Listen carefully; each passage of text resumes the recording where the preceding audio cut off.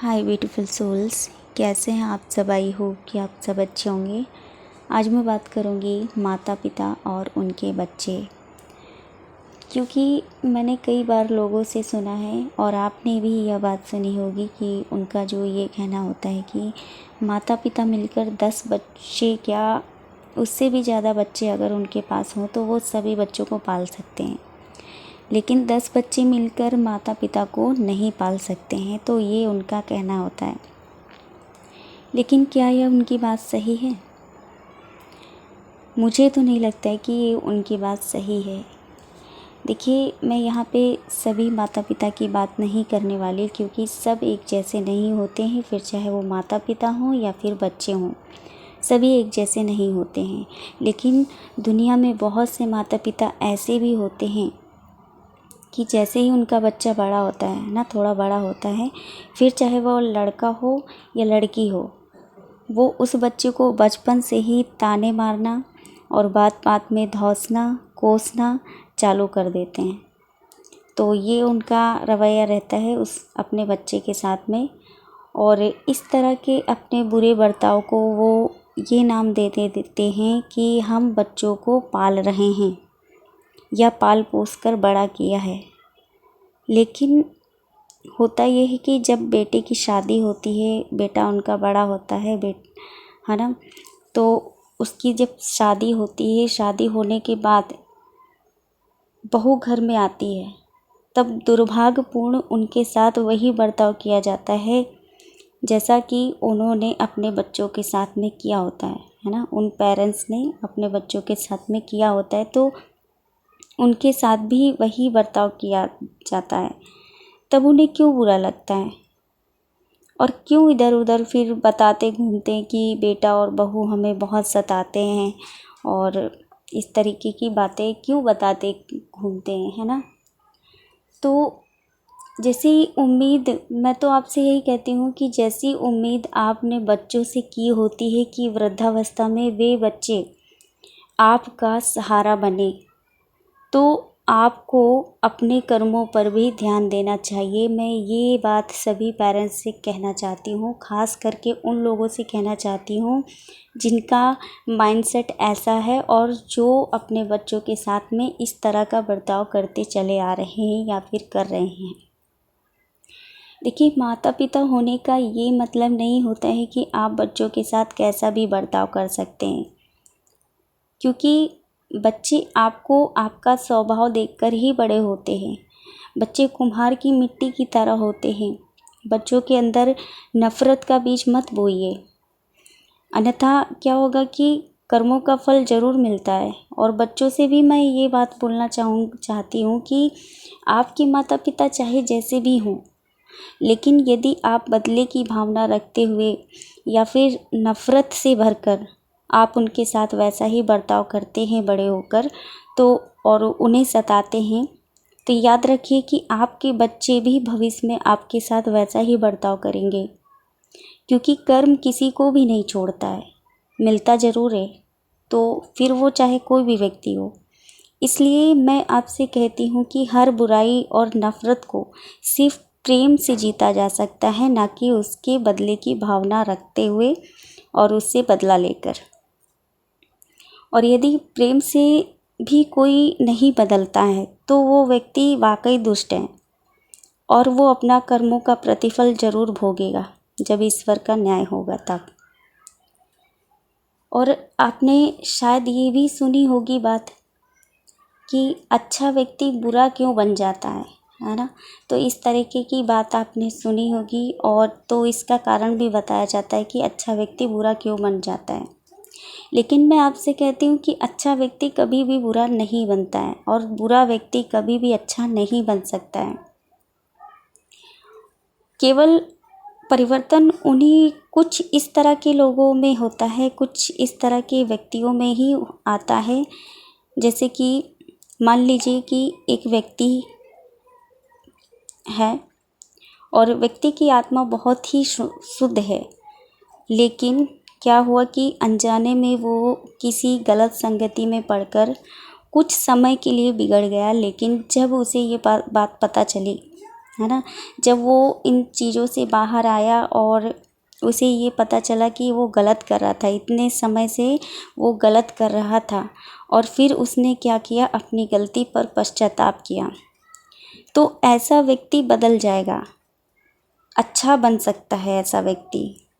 तो ऐसा व्यक्ति अच्छा क्यों बन सकता है? क्योंकि उसकी आत्मा शुद्धता और अच्छाई से भरी हुई है। और ऐसे ही बुरा व्यक्ति है जिसकी आत्मा पूरी तरह से अशुद्ध है, दुष्ट है, तो ऐसा व्यक्ति भले ही किसी भले मनुष्य की नकल करना चाहे, वह ज़्यादा दिन और लंबे समय तक उसका ये ढोंग चल ही नहीं पाता है। फिर वो चाहे जितनी मर्जी कोशिश कर ले, लेकिन उसका ढोंग चल ही नहीं पाता अगर जिसकी सोल ही दुष्ट है। क्यों? क्योंकि उसकी आत्मा में वो दुष्टता भरी हुई होती है ना। तो ये चीज़ें होती हैं। और याद रहे, जो असीम और पवित्र प्रेम पाकर भी ना बदले वही दुष्ट है। ऐसे लोग अपने कर्मों का प्रतिफल जो अनंत दंड है ज़रूर भोगेंगे। लेकिन मेरा आपसे ये कहना है कि आप अपने माता पिता या माता पिता आप अपने बच्चों के साथ में ऐसा मत करिए। बहुत से ऐसे होते हैं और बहुत से ऐसे हैं जो अपने बच्चों को बिगाड़ रहे हैं, है ना। वो लगता तो है कि प्रेम कर रहे हैं, उन्हें ऐसा लगता है, लेकिन वास्तव में वो प्रेम नहीं कर रहे हैं, वो अपने बच्चों को ही बिगाड़ रहे हैं। क्योंकि आज के समय में देखा होगा ना, सेल फ़ोन कितना ज़्यादा यूज़ हो रहा है। छोटे छोटे बच्चे भी स्मार्टफोन चला रहे हैं। तो बच्चा छोटा है और वो अभी चल फिर भी नहीं सकता है, बोल भी नहीं सकता है, लेकिन आपने उसको क्या किया, इंजॉय करने के लिए आपने उसको फ़ोन पकड़ा देते हैं। और इस तरह से क्या होता है, वो उसकी हैबिट बन जाती है। वो बड़े पर तक, जब तक वो बड़ा होता है, तब तक क्या होता है कि उसकी इतनी ज़्यादा हैबिट हो चुकी होती है कि वो फ़ोन के बिना रह ही नहीं पाता है। और फिर आप कहते हैं कि हमारा बच्चा फ़ोन देखता है, बहुत ऐसा करता है, वैसा करता है ना। क्यों? क्योंकि आपने उसकी हैबिट बनाई है। इसका कारण आप हैं, कोई और नहीं है।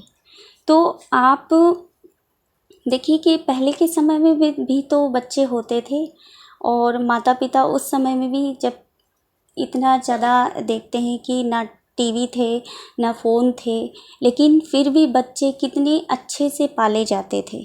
पाल पोस कर माता पिता उनको बड़ा करते थे, उनको कमज़ोर नहीं बनाते थे। अगर आप इस तरह से कर रहे हैं, आप अपने बच्चों को कमज़ोर बना रहे हैं। और कुछ पेरेंट्स तो इस तरह के होते हैं कि मैं क्या ही बताऊँ, वो इस तरह के होते हैं ना कि बच्चों को दिन रात ऐसे किताबों में लगे रहना। मतलब उनका ये कहना रहता है कि आप पढ़ाई करते रहो, बस, फिर कुछ नहीं करना है।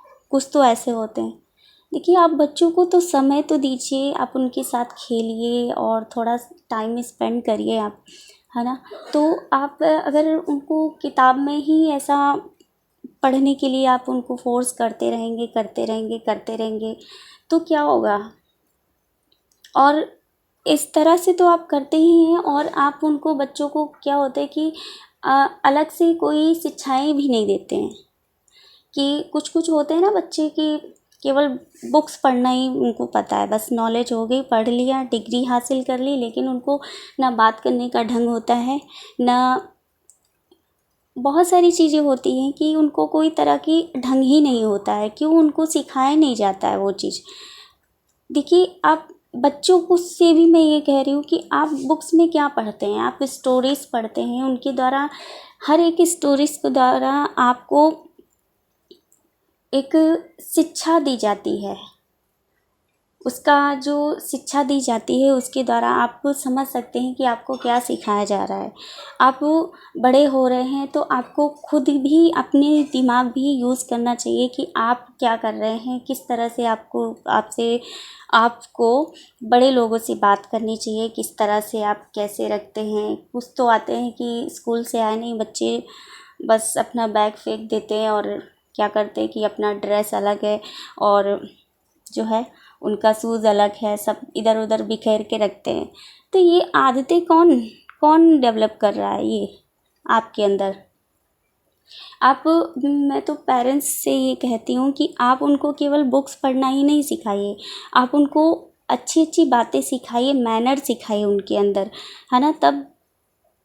तब होता है कि वो कहते हैं ना कि पढ़ लिख तो गए लेकिन अगर बात करने का ढंग नहीं है, किसी भी चीज़ का तौर तरीका नहीं पता है, तो सब पढ़ाई लिखाई व्यर्थ हो जाती है ना। तो मेरे कहने का मतलब यही है सभी लोगों से जो इस तरह से करते हैं, खास करके उन लोगों के लिए है। तो आशा करती हूँ कि आपको इस वीडियो के द्वारा हेल्प मिली होगी, और ये भी आशा करती हूँ कि आपको मेरी बात का बुरा ना लगे। और ये बात मैं जो समझाती हूँ तो ये केवल समझाने के लिए, ना कि किसी को दुख पहुँचाने के लिए।